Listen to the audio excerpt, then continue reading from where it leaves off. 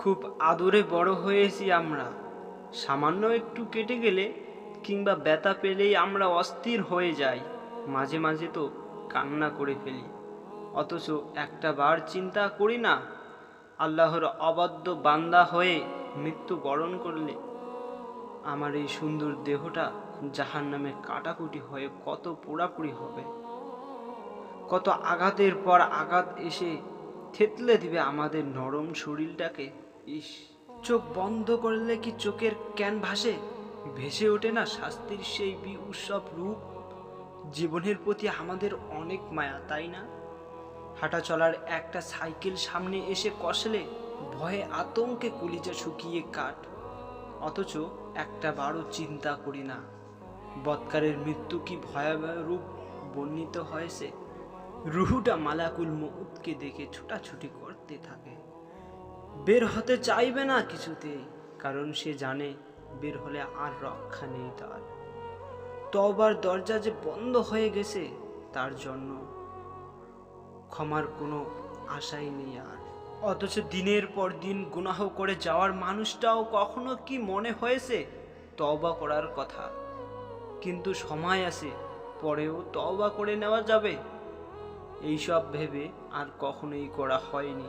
আজ আর কোনো সুযোগ নেই। ইস, শরীর থেকে টেনে হিসড়ে রুহটাকে আলাদা করবে নির্দয় মালাকুল মউত,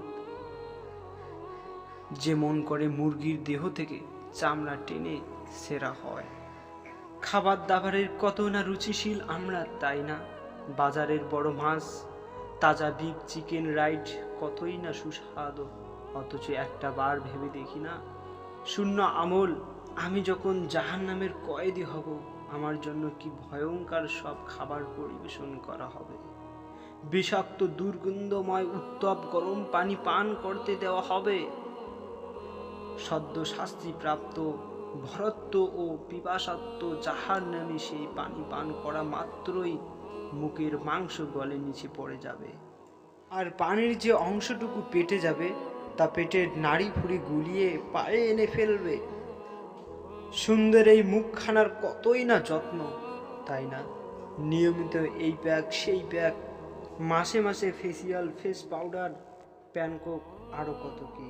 চেহারাটা আরও একটু আকর্ষণ করতে ব্রু ফ্লাক্স, কাজল, মস্করা, আইলানা, লিপস্টিক, কপালের মাঝ বরাবর মানানসহ একটা টিপস, আরও কত কি।